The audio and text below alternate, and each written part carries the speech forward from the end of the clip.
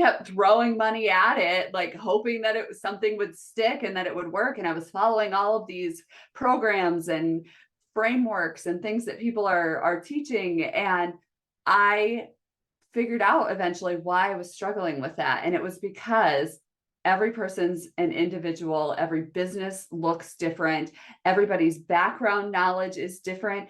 And that was when the light bulb clicked that this is why I was a teacher first. This is why God led me to teaching before he led me to entrepreneurship, because I now can understand that women come to me. There's no like, here's my program, follow it step by step. Hello, welcome to Monetizing Mompreneurs Podcast, where I take you behind the scenes with industry leaders, entrepreneurs, moms, working professionals, and amazing people pursuing their passions and going for their dreams. And I'm your host, Linda Mendable. Marissa is a farm wife, mom, and business owner. She has 3 young girls with her husband, Trent. When she's not coaching women to build their dream lives, she's living hers. Marissa has always been a multi-passionate person who thrives on having lots of things going on at once. Luckily, Trent is there to help her manage it all. Anything that allows Marissa to dream big and use her creativity is pretty much her jam. She loves being a mom and wife, but her passion for business is right up there in her list of priorities. Her superpower is that she believes in the woman she encounters even more than they believe in themselves. She uses her previous teaching skills to meet women exactly where they are and create the biggest transformation they can. Marissa, welcome to the show. Oh, thank you so much for having me. I am so excited that you are here. So tell me a little bit about your coaching business, what you do, and how you transform women's lives.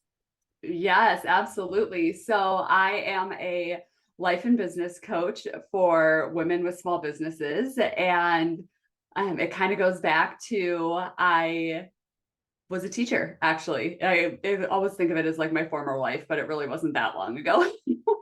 And I taught kindergarten for 10 years almost before I left the classroom. And I just always knew that that wasn't my forever thing, that eventually I was going to move on and I was going to do something else, but I just had no idea what it was. And so one day a teacher friend of mine came to me and she was like, did you know that teachers are like building online businesses? They're creating courses, they're blogging, they're selling teaching resources, and they're leaving the classroom because they're making enough money that they are like becoming millionaires. And I was like, no, that's not a thing, is it? Sure enough, it was. So that next weekend, I like did a quick Google search, bought a domain, made a website, like made some teaching resources, threw them online, was like, all right, fingers crossed, here we go. Let's see what happens. And as that progressed, I decided, 5-year plan, right? Everybody's got that 5-year plan. I was going to leave the classroom. I was going to do it full time. This was going to be my thing. And all of a sudden, the pandemic hits. And I had been coaching women on burnout in the teaching profession and how to build routines and habits and all of those things. And I ended up not going back to the classroom. So my 5-year plan turned into a 2-year plan, not really by choice, but by I don't know. I was given an ultimatum by my district. They did not like that I was speaking out about teacher mental health. And they told me, you can choose to work for us or you can choose to run your business. Because apparently school boards have these policies that are like hidden somewhere that nobody really knows about unless you ask for them. But they can dictate your secondary employment in my district. Wow, that's wild. But a lot of weird things are happening in the school. Parents really need to be on top of. So Yes. I can only imagine because you see those reels that are like, wow, that's happening in the schools. What's going on? My biggest concern was literally that I taught kindergarten, and it's hard enough to manage a room of 25 kindergartners, let alone wiping down surfaces and making sure they're not sharing manipulatives. Like, I did not want to go back and have all of this extra work put on me to keep everybody safe. I live in Iowa, so we never really shut down. And so the thing was, is I didn't necessarily think we needed to be at home either, because that wasn't what was best for kids, but we needed to find a plan to reopen that was good for everyone involved, not just the students or not just the teachers, but how can we build this back up? And I called the meeting myself and was like, I just want to talk about this. I want to help you be the teacher's perspective in your reopening plans and stuff. And as soon as I said that, they handed me the board policy and they were like, so sorry. And Wow, I walked away. So I was kind of thrown into entrepreneurship, and I was like, okay, well, I have this teacher business. I can do this. Like, we'll just have to speed up this 5-year timeline. I'm going to just have to start making more money right now. And I found out really quickly that I was not equipped to help teachers with burnout anymore when I wasn't living it in the classroom. I didn't know what they were going through in the pandemic. And so I had a moment of like sheer panic about 6 weeks after I quit my job, because I was like, now what do I do? And so I started thinking, what am I teaching teachers? Who else needs these skills? And it was moms who had started businesses during the pandemic from their kitchen table. And now we're trying to manage life reopening and adding all of the demands of basketball and gymnastics and dance and the schedules of their families. Plus now they've started this business that they're really passionate about. And so that's kind of how I got to be coaching who I'm coaching and why I'm doing it, because it just flowed right there. That's awesome. I want to go into how you started growing your business and everything like that, because we are monetizing mompreneurs, and I truly believe that we can create things online and monetize our expertise online, especially in today's day and age, right? I want to get into, okay, from a teacher's perspective, and you have a 3-year-old daughter. Like, I'm about to put my daughter in school. I actually looked into homeschooling and all of that. Are you going to put your daughter in school? Coming from that teacher perspective, do you feel comfortable in putting her in school? How do you feel? Oh, that's a great question. So I actually have a 7-year-old, a 6-year-old, and a 3-year-old. So my other two are in the public school system. Iowa is working on a bill right now, actually, that allows our money, our taxpayer money, to travel with our kids. And so our hope is to eventually put them in a private school and then have our money follow them there, that kind of thing. But as of right now, because I taught with all of these teachers, I'm very comfortable with our kids being in there. But there are still days where I get that feeling where maybe I should homeschool, or maybe this is what I should be doing, and things like that. But I also think about the experiences and the friendships and stuff that my kids are building. I see the way my middle daughter interacts with her friend group, even just as a kindergartner, and how loving and caring they are.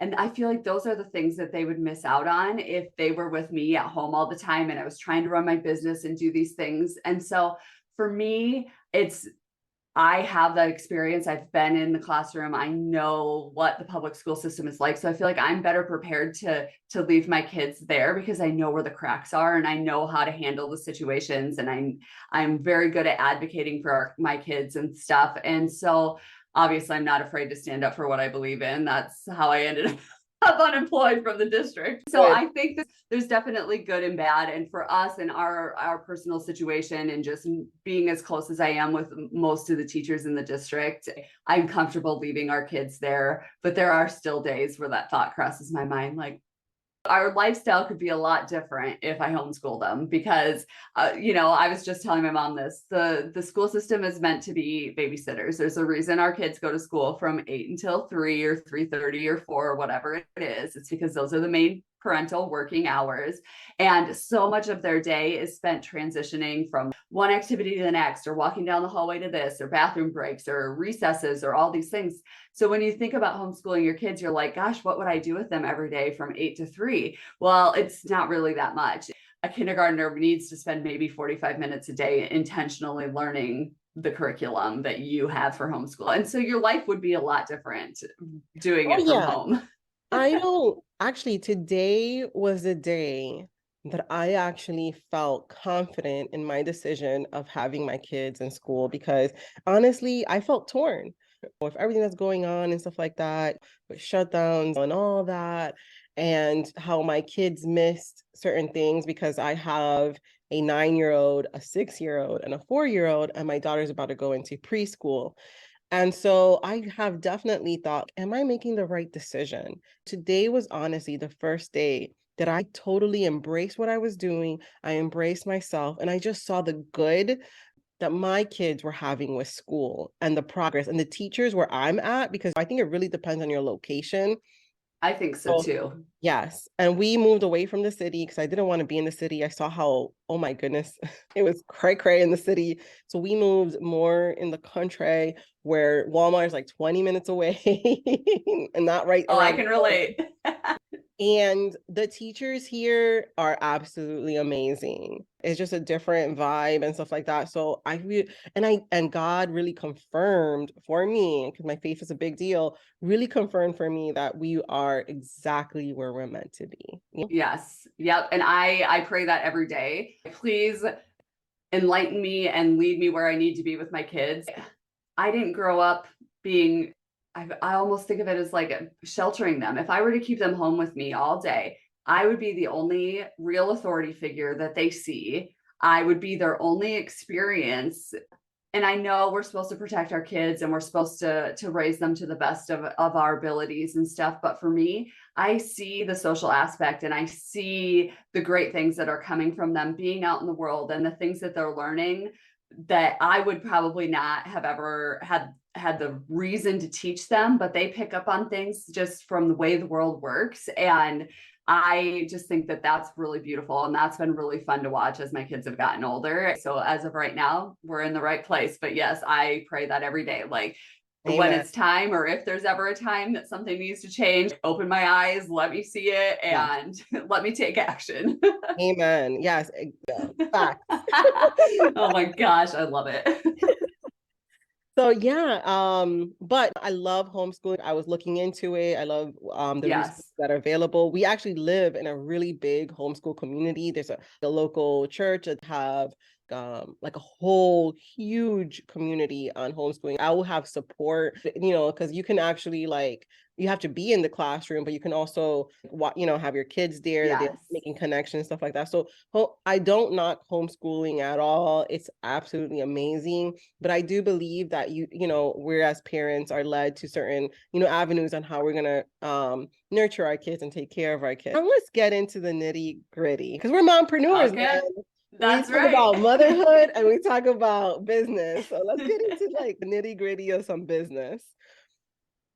So when you had to really get your finances in place right away, how in the world did you do that? Like, boom, I'm about to step away from being a full-time teacher. Yes. Did you have your summers off? I did. Yeah. Nice.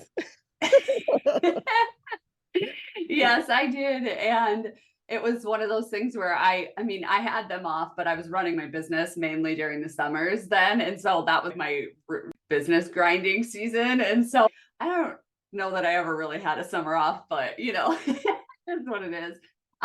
For me though, when the words came out of my mouth to my superintendent and my building principal that I wanted to walk away, if they were making me choose, I was going to choose my business. I walked out with tears in my eyes, not because I was sad I was leaving, but because I had to face my husband.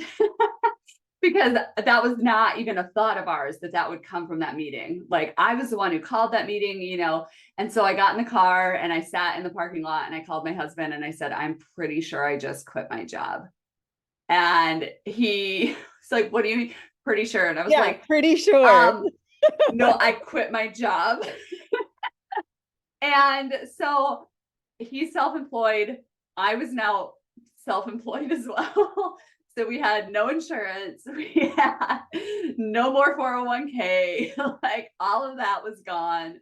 And so we had to really sit down and be like, okay, how is this going to work? Because I was not making anywhere near my teaching salary. And I didn't for a long time. I know that a lot of times people will quit their job and then all of a sudden the money will come in. That was not necessarily the case for me, but it taught me perseverance and it taught me patience and it taught me not to stop until I found something that worked. And there was a lot of pivoting that had to go on when I went from teaching teachers to then business owners, and then narrowing it down who exactly it was in the business owner world that I was going to work with and what exactly was I going to work on with them. Like, that's not a fast process. And you only know that by trial and error and really being honest with yourself. And so for me, I say I lucked out. I don't know, when it comes time to retire, I may regret it, but I cashed out my 401ks because of the pandemic. They allowed you to do it without penalty. And so I never had to pay the taxes on that 401k when I pulled it out. And so that's what we lived on for quite a while because had a cushion. You had a cushion. Yeah. Yes. Oh yeah. my God. Yes.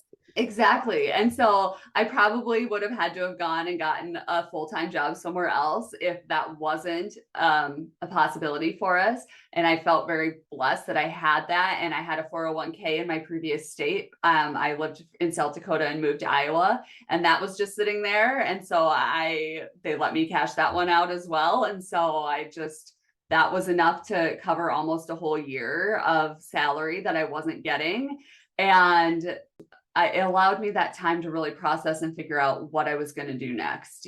How was this business going to work? What did I want it to look like? I got really honest about what are my values as a person. Clearly, integrity is one of my values that I hold near and dear. I walked away from a teaching position because it caused my integrity to be called out on, and the same with working with teachers. I could have kept working with teachers. That would have been the easy thing to do and just pretended and acted like I knew what was going on. I had plenty of teacher friends. I could have totally just run with it, but there was something pulling on my heart telling me that I had to remove myself from that space. Like, I had to have a clean break from it, and I needed to walk away even if I didn't have a plan B. Yeah. And, first of all, I just want to thank you for your transparency. We see a lot of people out here in the entrepreneur field, and, some people can make it look really, really easy, like it's effortless. And in the first year, you're going to make 100K, Yes, exactly. Oh yeah. And sometimes that's not the case. And one of the things that I try to tell people is, entrepreneurship is truly a journey of self-discovery. For me, Yes. recently, it honestly has been really crazy because I've been, on this entrepreneurship journey for quite some time. But today was the day that I embraced exactly who I was, exactly what I was meant to do, exactly on the way that I'm doing it, such as yes, because I was so torn with my kids being in school. I was so torn that it just ate at me. Am I doing the right thing? And questioning myself and questioning my actions, that I'm finally at a place that I'm not questioning me, I'm acknowledging, Yes. And sometimes it takes some time to get there, when things just start falling into place that, okay, this is truly the direction. That's what happened to you, I feel. You knew who you were meant to serve. Things were starting to fall into place. You saw it from trial and error, because the only way that you can find out what you're meant to do is by trial and error. Oh my And that's gosh, what yes. you did, right? You went out there. Yes, exactly. Yes. And what's funny is that, so I started just life coaching these women. That was what I thought I was going to do. I got a life coach certification. I did all the things. And then all of a sudden they started asking me business questions. So you've built an online business, and they were asking me these questions. And I was like, first off, I will never claim to know things that I don't know. And these were all women that had physical products that they were creating in their house and then going out and selling and trying to get them into boutiques and trying to get them in front of people and trying to build traffic to their website. And I was like, I can help with that. I know how to do that. But the rest of it, I've never done before. And so in October, I told my husband, I said, so I have this idea. And he knows that anytime those words come out of my mouth, it's either going to cost us money or it's going to be something that he thinks is ridiculous. I woke up in the middle of the night one night and was like, I have this great idea for an app. And he was like, okay. And he was, if you can figure it out, go for it. And 6 months later, I had a tech team building an app for me and I had secured a business loan to pay for it. And he was, so we're doing this. Yes, we are. That's the kind of person I am. So I came home with another great idea. And I said, I think I need to build a business, like a second business of like physical products and learn what these women are doing and figure it out for myself so that when they come to me and they ask me these questions, I can actually help them with it. I think it'll really help me be a better coach. And he was like, okay, so it's going to be a side hustle. Yeah, it's going to be like a side hustle. It was not a side hustle. It took off right before Christmas and I sold in like 300 bags of bath salts. So everything I sell is like inspirational, intention setting for women, entrepreneurs, or just empowering women and stuff. And so I sell bath salts that have different purposes, you know, like calming and focus and motivation and different things like that. And I have shower steamers and just anything that's inspirational and fun and helps women set their intention for the day. I sold enough bath salts in the month of December that it replaced my teaching salary just with bath salts. What? Like ridiculous. I stumbled onto entrepreneurship. You hear those, I'm hearing it. Yes. Yeah, exactly. But the thing was, how it worked was I had learned how to market my teaching products online. So I mastered this on a website called Teachers Pay Teachers. And so when it came to Etsy, I knew the game. I knew how to play the game because I had already done it with teaching resources. And I'm like, I'm going to try what I knew from that. I'm going to try it with this and see what happens. And here we were. I sold 300 bags of bath salts in December. Let's go into this. So yeah, you knew how to play the game. So yeah. So take us through it. How do we play this game? Good question. So first off, it took years of trial and error. If you thought I was only a coach and just started this business in October and it blew up by December, you would think like overnight success, fantastic. I can do that too. But the key was I enrolled in a course 5 years ago or almost 6 years ago now. I think in March I bought it, that taught me step by step how to run a blog, how to drive traffic to my website, how to create a podcast, how to create a course, how to do all of these things online, what SEO is, how to find my search terms. And so what I found was that when you are working with something with an algorithm, type in and see, so I had these bath salts and I was like, okay, I'm going to put them on Etsy. So I typed in bath salts and looked at what everybody else was doing in the bath salt world on Etsy. I studied patterns. I studied how did they get on that first page of the search? What does that look like?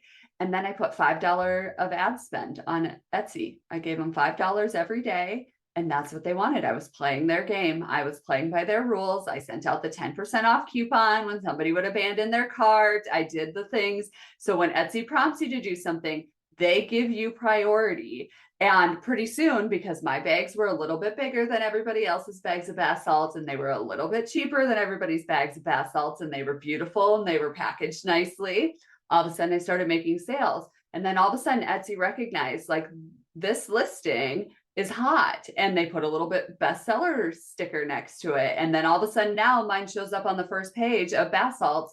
And I've found there's resources. So like Uber Suggest will help you with your traffic to your website. There's those websites just for Etsy. So like I use Everbee for that. I could find out, guess how many people search for bath salts on Etsy every month? How many? I bet tons. 2,000 people every month are searching for bath salts. So I am not in a high traffic thing like t-shirts or sweatshirts because I sell these. I haven't sold a single shirt on Etsy because there's so much competition in it. But in the bath salt world, a lot less competition, but there's still a pretty high search volume. Got that blue ocean. I know, it was like a perfect storm. And that I did stumble on. I just lucked out that I was already making bath salts, but that has helped me see other things too. And now when people click on the bath salts, they see the other products from my shop, and then that drives traffic to the other places within my business. And I make sales on other things. Like I sell gift baskets with bath salts in it. Super, guess what sells a lot? gift baskets with the bath salts, and so part of it is getting lucky and knowing what to sell. So please don't go out there, everybody, and start trying to sell bath salts, because we've already got the market on that. No, just You don't want no competition, like, nah. yeah. But the thing is it has to be something that is easy for you to do, that is naturally, fits into your life and into your business, and something that you're passionate about. And for me, I love creating things that empower women, that they feel good about, that they can relax at the end of the day with, or they can drink from a cup that has Bible verses and stuff on it that sets their intention for the day and is a good reminder. That was the whole purpose of my brand, was to figure out how many, can I get it into a few stores? Can I get into a couple big vendor events and see how it goes, so that I can then help these women do the same. And it turned out that I make more money in my product business now than I do in my coaching business. Wow. Hallelujah. Well, I right? know, yes, I know that Etsy has changed a lot. You can actually outsource things and make it more streamlined. It's almost like a Shopify, but on Etsy. Yes. I've noticed that, like, they changed so much. They're not as how they were for the handmaker. They started there, but they definitely diversified and everything like that. Like for me, you can tell me you're killing it in the t-shirt. You can tell me you're killing it in the bath salts. For me, it is not my thing. I am not going to be your competition. I may have a little like swag shop, perhaps, with Monetizing Mompreneurs on it. Maybe I've tried it. I had some sales, but I haven't like really promoted it, just because I don't know. It's just not something that I personally am into. For me, I love the digital courses and the digital products and the funnels. That's where I thrive, and that's where I'm pretty lit on fire with that. But I love what you said, because let's go into the basics. Market research. Boom. Yes. That's exactly what you did, right? You went like, okay, I want to position myself. I have this product that I like creating, because you have to take something that you're passionate about, or it's gonna get boring real quick. Yes, You're gonna want exactly. to give up, because even if you're killing it, let me tell you like this, even if you're killing it, even if you're like making money, if it does not light you up, those moments that you feel like you want to give up, even though money is coming in and things are going really well, there are still going to be moments that you want to give up. I don't know for you, but it has been for me. Like, even though things are going well, because there's these hard seasons, right? And I think the hard season comes from also like that personal growth aspect. For me, I had to learn not to take certain things personal when it comes to business, because we can internalize all the things we're putting. What? How come people don't like this? Or like, I remember I tried to launch like a membership. It was in beta, and I launched it and I had people sign up. And I had courses and items in there, but they wanted more of me. It was a very low end product. I wasn't going to be there every week. Like a high ticket program. Yeah, like a ticket program, like you get access to me. It was more low ticket, and I just had courses on how to build your online business and all that, because as a web designer, I know about SEO. I know about Answer the Public is one of a great website to go to do your searches, like what are people searching for as well. Like, it's called Answer the Public. It's awesome. Check it out. But anyway, I will, yes. Yeah. So anyways, in that I learned so much, and I did, when I started phasing that out, I did take certain things internally. And I think now, looking back, hindsight is 2020, like, I understand where I want to be positioned. I do have recurring clients, and that's how I build. I do host my client's website as a web designer. I host my client's website. I do offer maintenance and stuff like that. So that's part of my recurring income stream. And building a recurring income stream was one of the things that has really helped me in my business, like how, go through those times where business does get slow, right? Yeah. Money is still coming in because it's recurring, there's recurring things going on. So all that to say is that you have to be in the know-how. You have to do your market research. You have to be confident with yourself. You have to kind of like see what's in the market, what sets you on fire, what you're positioned to do with your own personality attributes, right? Because as I'm hearing Yes. your story, I'm just reflecting upon it. It takes some time to know what you would like to do. Exactly. Yes. Well, and that's the thing is when I first went into working with business owners from teachers, I didn't know how to niche it down. I had no idea how to pick exactly what type of business owners I wanted to work with. So I just knew it was women business owners. What does that mean? Who am I actually talking to? This is good. This is good because You you know, work with product-based business owners, right? yes, yeah. So now I work Yes. with product-based business owners, mainly ones that are doing it from their home because I have a passion for that. And I was building my business from home with my kids at home and things. They were really young when I first started out and I pivoted. And the thing is that there was times where I honestly thought, what would be way easier if I just became a stay-at-home mom and I just quit doing everything. And I would Girl, actually probably make more money by doing that because I was constantly spending money on things to learn things, to make my business better, to figure out more about who I was and what I wanted to do and all these things. You know, there's this really old movie and it's called The Money Pit, and it's about this old house and everything goes wrong in it and they have to keep spending money on it. I felt like my business was our version of The Money Pit. Like, you know, I was just kept throwing money at it, like hoping that something would stick and that it would work. And I was following all of these programs and frameworks and things that people are teaching. And I figured out eventually why I was struggling with that. And it was because every person's an individual, every business looks different, everybody's background knowledge is different.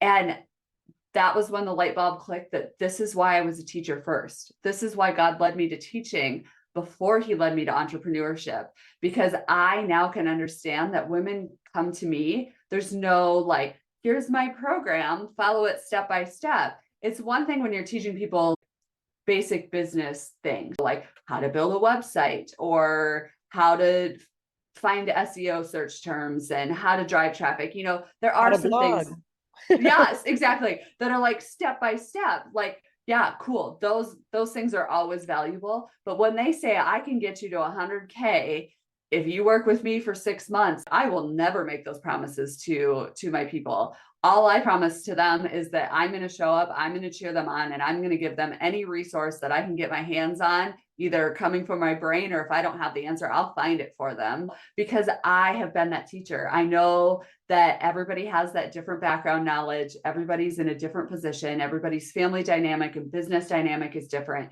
And that I need to be able to meet them exactly where they're at and help them develop a plan that works for them. And I think that that's where a lot of entrepreneurs get stuck because they think I just have to do what she did, or this is what all the other life coaches are doing, or this is what all the other candle makers are doing, or whatever it is that their product is. And what you have to do is get really honest with yourself and just know, what do I want this business to look like? Like you said, you didn't want to be a high touch coach inside your membership, and that's okay. I don't do a lot of one-on-one coaching anymore because it ties up my schedule and I can't go on the field trips with my kids, or I can't get them to dance on time if I have a client meeting and things like that. And those things are important to me. So I'm actually launching a membership this year in 2023 that women can come, and we do a goal setting hour-long coaching call at the beginning of the month, and then we do a training call towards the end of the month, and then they have access to me inside our community, and I will show up in there when I have the time, because I'm okay with being a high-touch coach, but I want it to not necessarily be a scheduled high-touch coach, if that makes any sense. Oh So yeah. Oh yeah. I mean, you gotta put things out there, and you also have to listen to them. It's a whole bunch of things that you got to do, right? yes, It comes to trying to create a successful online business. And one of the things that I've learned, you got to listen to the market. You got to listen to the people that you're naturally attracting. You naturally attracted product-based business owners. yep, Not me, I naturally attract coaches. that's fantastic. I naturally attract coaches, right? For web design, stuff like that. So you got to see, who do you, by by the reels that you do, by the content that you put out there, by the way that you position yourself naturally, because first of all, you Yes. got to see what are your natural talents? What do you naturally attract?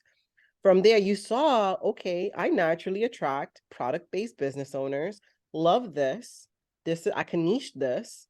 I can I can dive in here, right? Yeah. And you know what? Let me go ahead by the things that I know. Let me go ahead and build my own product-based business so I can resonate with them. I call it building the arc. It's Yep. like the know, like, and trust. You build your arc. You build it. Step one, awareness. Step two, resonate. And step three, the credibility. So now you're on step two of building your arc when you're riding these entrepreneur waves. You're on the arc, you're resonating with them by building your own product-based business. Now you're in the seat, you're in the credibility because took off, your best sellers on Etsy, here's your credibility, bam. So you built your arc. Now you're able to build upon that. And now you have your own personal brand that not just has the shop, but also has the women and the people that you serve. So kudos to you. Thank you. Yes. Yeah. And I always feel like it was all by accident, but we all know that there's no such thing as like accidents like that. It just evolved. And I always think of Ross with the couch and pivot, pivot, pivot. I felt like all I did was pivot for 2 years. And then all of a sudden it was like all the dots connected. And do I think this is where I'm going to be forever either? We all know that that's not the entrepreneur life either. It's going to continue to evolve and things are going to continue to change. But for right now in the season that I'm in, I'm building a brand and a life that fits the lifestyle that I need for my family to be successful, because that's what's important, right? We're mompreneurs. We have kids. We need it to fit our lifestyle and not the other way around. We can't be trying to shove our families into our business and making them coexist. It needs to be the other way around. And like you said in my bio, my husband's a farmer. And we live in Iowa. Like, when we say farmer, people are like, oh, so you have a few cows and you have chickens and you have, whatever. And it's like, no, we have 1,000 cattle. My husband cow calf herd, so he has babies. We're about to start calving. We do crops, a large number of crops, like of acres, and we have hogs. And I'm talking like 5,000 a year hogs, like that we birth and feed out. That's incredible. So how do I support I won't say small farmer. How do I support the farmer? Yes. Oh my gosh. There's so many ways, but honestly, it's where you get your meat from and stuff and the products that you buy. And so like I have a friend who makes candles and she uses soy candles. All the soybeans that are used come from Iowa. And so she makes handmade candles in Iowa from the soybeans, and stuff. And so ethanol is great for us. We raise corn, like all the things.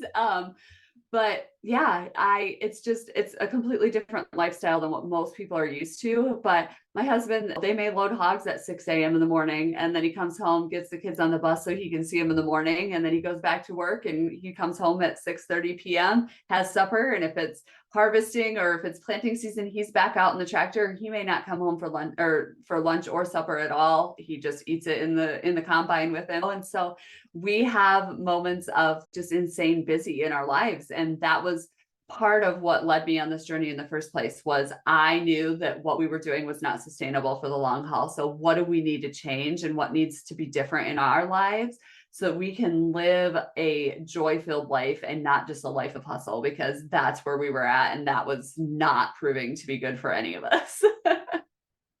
Amen. I'm a big believer in diversifying your income stream. And, and I think you're an amazing example of diversifying the way that you're running your business, of diversifying your income stream, because you not only have physical products, but you're also launching a membership. Yep. And so all of those take a whole bunch of pieces, and it's almost like you're a duck, on top of water, and your little feet are going, Yes. Oh my gosh. because people can see the outside and everything looks beautiful and the images and the products, but people do not understand sometimes the hard work that it takes to get to those places of enlightenment, Yes. of just understanding where you fit within the market, with your products, and that always diverse pivot, like you said, pivot, pivot, pivot. I know I have done so many pivots within my own business because have finally come to the point that I actually came out of this fog. Have you ever experienced that in your entrepreneur journey? Yes.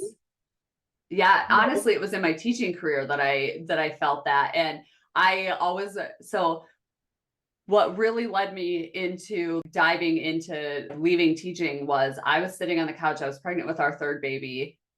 So this would have been a year before I actually left teaching. And I sat there Googling, and I had been doing the work, and I had beat the burnout, and I had done all the things once, but it was starting to set back in, and I couldn't figure out why or what I needed, like what was going on. And it turned out that it was the hustle. It was the grind. I needed to just take a step back.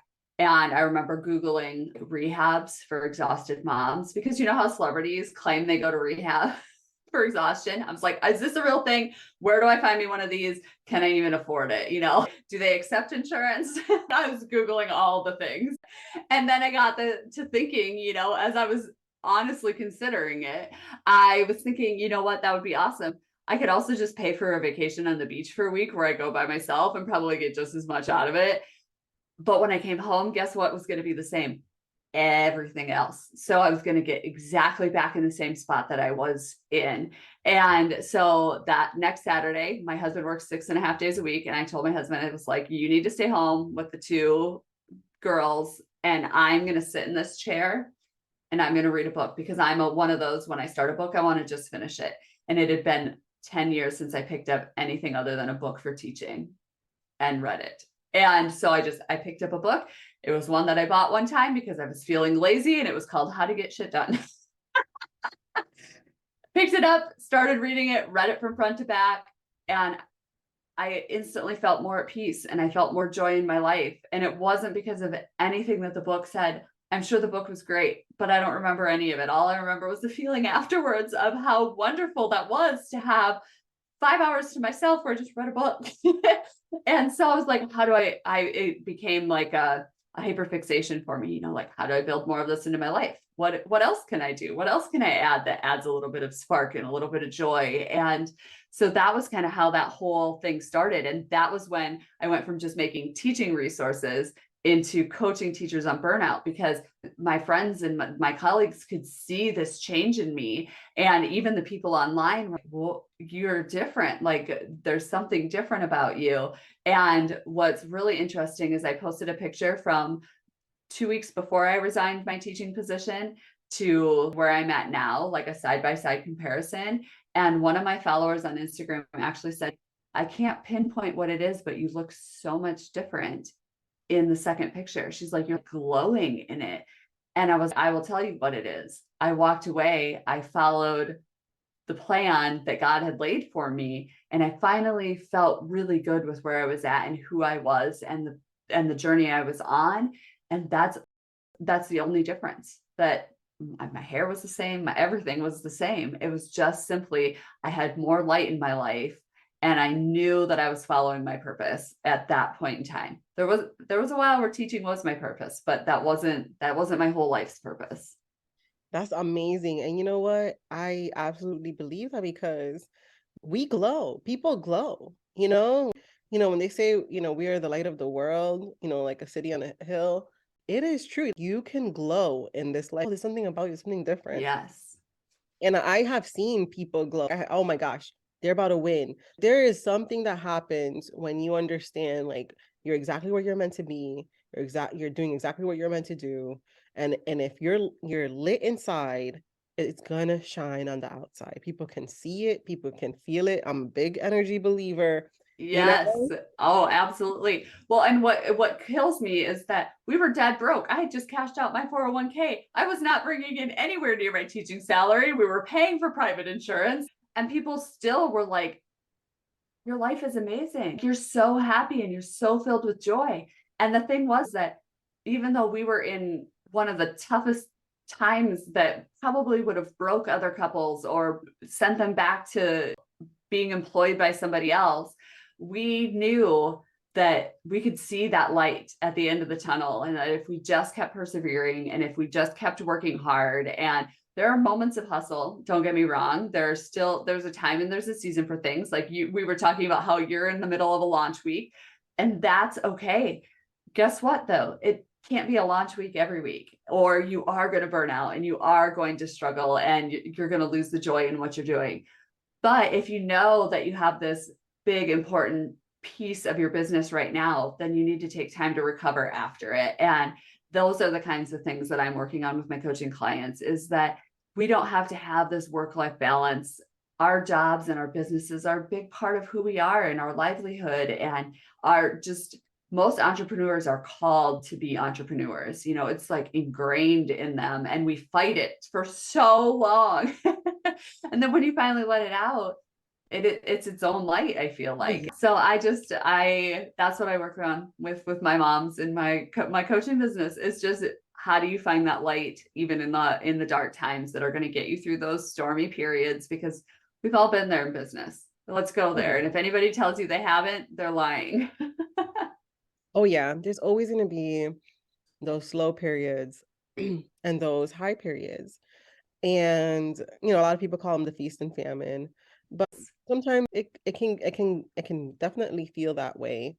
But I just find it so amazing, that we can come out of this fog. 'Cause I have just recently, like today, girl, I have just recently came out of this fog of like questioning. I didn't even know I was questioning so much, but questioning at my almost every single one of my decisions, to the point that I could not see. And then I feel like I've stepped into this next place of like clarity. I know exactly where I'm at and what I want to do and how I want to do it. And it took so long for me to get to this point of clarity. Yes. And there's moments of clarities, right? But like hindsight 2020, I just feel like, man, I just stepped out of a fog. Wow, this is an incredible feeling, Yes. Oh, so good. It's so good. It's breakthrough. Have you ever heard of runners? It's hitting that runner wall. So Yes. runners, when they run and they run for long distances, they always there's a point called the runner's wall that for some reason they hit a legit wall. It feels literally like a wall that they're hitting, that they're trying to go against, and they're trying to run past, and they're trying to break through the runner's wall. And that's what it feels like in entrepreneurship. It's almost like the entrepreneurship mist, or the entrepreneurship wall. You're doing the work, you're pivoting, you're doing the research, you're doing all the things. But there are aspects that are going great, there are aspects that are going wrong, and you're thinking, how can I make this better? Where do I fit? Where do I fit in this market? Where do I fit in all of that? But I feel like I just went through my mist, my fog, and like in a place of like absolute clarity. Oh, okay, this is where I was trying to get to in this area. So Yes. it's so fascinating. That analogy is so good, because they do, like they say, when you're running a marathon or something like that, and you hit that wall, if you can just push through it, then you can finish the race, and fairly easily. It's like something happens inside your brain and in your body that you can just keep going. And entrepreneurship is exactly like that. But when it gets hard, you can't just stop either. I'm a firm believer, though, if it's really not working, reevaluate, but you can't give up. I just don't think that that's good. I watched my dad build a business from the ground up. He's never left his full-time job. He's always done it on the side. And it's funny to me because he makes probably triple, if not quadruple, in his business than he does at his real job, but he just likes having a real job. Like, he calls it his real job. I'm like, okay, Dad, whatever. So I learned from him that was not how I wanted to be my whole life. But I watched him build this from making enough to just pay for a family vacation in a year to, quadrupling his salary. And he never stopped. He never had any outside help. He bootstrapped it from the beginning, and he's persevered through it all. And I just think of how many times things got really hard for him. If he would have just stopped, that would have never happened. I mean, it took probably 10 years before he made it big and started making decent amount of money off of it. But he persevered for 10 years. And so I always just look at that and think of when things get hard for me, and I've only been doing this for 5 or 6 years, I'm like, you know what? He's stuck to the same thing. He kept the main thing. And I've kind of been all over the place. So I always have to put that back into perspective. If he can do that, I can do that. And look at what a difference that made for my family, because he never gave up. And so I think that that's that thing when you go through that entrepreneur fog or that mist that we were talking about, there is light at the end of the tunnel, and you do have to keep going. Amen. So Marissa, where can people find you? Absolutely. So I hang out on the Instagram. That's kind of my jam. So you can come find me at lifecoach_Marissa or on my website, marissarehder.com. Thank you so much for tuning in. If you have a chance, stop by the website at lindamendable.com. Sign up for the Blog Cure, which is an awesome course that I created that will help you set up your blog or take your blog to the next level. And join us over at Monetizing Mompreneurs Facebook group. I just want to say again, thank you for listening. Thank you for listening. Thank you for listening. Easy.